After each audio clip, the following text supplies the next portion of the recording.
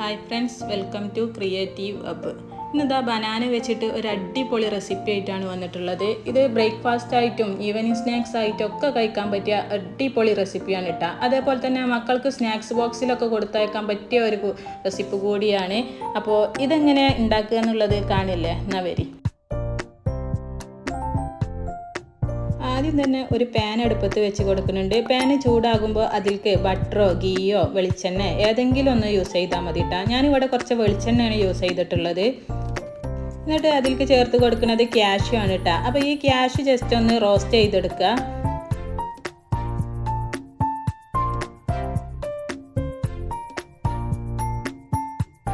Cashew just ഒന്ന് colour മാറി വരുമ്പോൾ അതിലേക്ക് ഇതാ മുന്തിരിയാണ് ചേർത്ത് കൊടുക്കുന്നത്. പിന്നെ ഇതാ 2 ഏലക്കായും കൂടെ ഇട്ട് കൊടുത്തിട്ടുണ്ട് കേട്ടോ.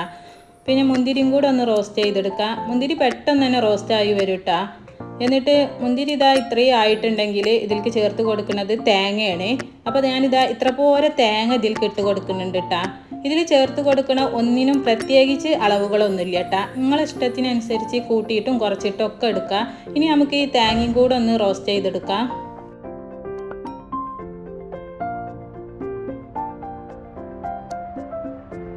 അങ്ങനെ ഇതാ തേങ്ങ ഒക്കെ ജസ്റ്റ് കളറ് മാറി വരുമ്പോൾ അടുത്തതായി ഇതിലേക്ക് ചേർത്ത് കൊടുക്കുന്നത് അവിലാണ്. അപ്പോൾ ഇത്ര പോലെ അവിൽ ഇതിലേക്ക് ചേർത്ത് കൊടുത്തിട്ട് ഇതും കൂടെ ഒന്ന് റോസ്റ്റ് ചെയ്തെടുക്കുന്നുണ്ട്.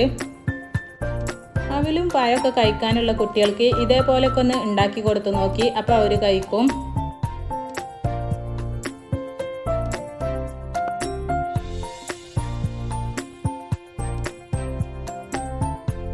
അങ്ങനെ ഇതാ ഇപ്പോൾ അവലൊക്കെ ജസ്റ്റ് ഇങ്ങനെ കളറ് മാറി വന്നിട്ടുണ്ടല്ലോ. ഈ ടൈമിൽ ഇതിലേക്ക് ചേർത്ത് കൊടുക്കുന്നത് പഴമാണ് കേട്ടോ. അപ്പം ഞാനിതാ ഇത്ര പോരം പഴം കട്ട് ചെയ്തിട്ട് ഇതിലേക്ക് ചേർത്ത് കൊടുക്കുന്നുണ്ട്.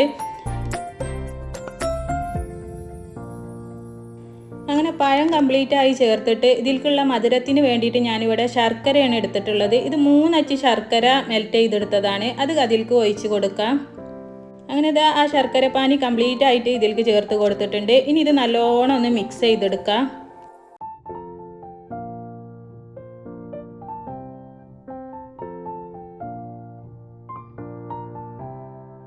ഇപ്പോൾ കണ്ടില്ലേ, ഞാനിതാ നല്ല രീതിയിൽ തന്നെ മിക്സ് ചെയ്തെടുത്തിട്ടുണ്ട് കേട്ടോ. ഇനി ഇത് അടച്ച് വെച്ചിട്ട് ലോ ഫ്ലെയിമിലിട്ടിട്ട് കുറച്ച് നേരം ഒന്ന് കുക്ക് ചെയ്തെടുക്കുക.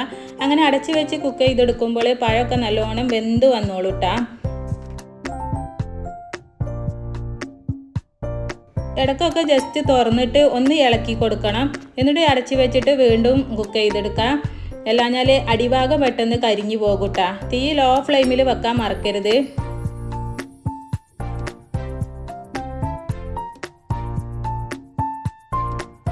അങ്ങനെ ഇതാ കുറഞ്ഞ തീയിലിട്ടിട്ട് ഏകദേശം 5 മിനിറ്റ് നേരം കുക്ക് ചെയ്തിട്ട് ഞാനിതൊന്ന് തുറന്ന് നോക്കിയപ്പോൾ സാധനം നല്ല സെറ്റായി വന്നിട്ടുണ്ട് കേട്ടോ. പഴമൊക്കെ നല്ലോണം വെന്ത് ചെയ്തിക്കണേ. അതേപോലെ തന്നെ ശർക്കരയൊക്കെ അതിമ നല്ല പിടിച്ചും ചെയ്തിക്കണേ. അപ്പോൾ നല്ല ടേസ്റ്റാണ് കേട്ടോ ഇത് കഴിക്കാൻ. ഈ പഴവും ശർക്കരയും അതേപോലെ തന്നെ ഈ മൊരിഞ്ഞ അവലും കൂട്ടി കഴിക്കുമ്പോൾ നല്ലൊരു ടേസ്റ്റാണ്. അപ്പോൾ ഇതേപോലെ ചെയ്ത് നോക്കാത്തവർ തീർച്ചയായും ഒന്ന് ചെയ്ത് നോക്കിക്കോളി.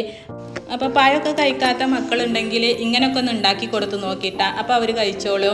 അതേപോലെ തന്നെ ഇതിന്ന് കുറേശ്ശെ കഴിച്ചാൽ തന്നെ നമ്മൾക്ക് വയറ് നിറയും. ഇന്ന് ഞാൻ പഴം വെച്ചിട്ടുണ്ടാക്കിയിട്ടുള്ള വെറൈറ്റി റെസിപ്പി വീഡിയോ നിങ്ങൾക്ക് ഇഷ്ടമാവുകയാണെങ്കിൽ ആ ലൈക്ക് ബട്ടനും കൂടെ ഒന്ന് അമർത്തിക്കാളി. അതേപോലെ തന്നെ നിങ്ങൾ ഫ്രണ്ട്സിനും ഫാമിലിക്കൊക്കെ ഒന്ന് ഷെയർ ചെയ്ത് കൊടുത്താളി. അപ്പോൾ ഇന്നത്തെ വീഡിയോ ഇത്രയുള്ളൂ. അടുത്ത പുതിയ വീഡിയോയുമായി വീണ്ടും കാണാം.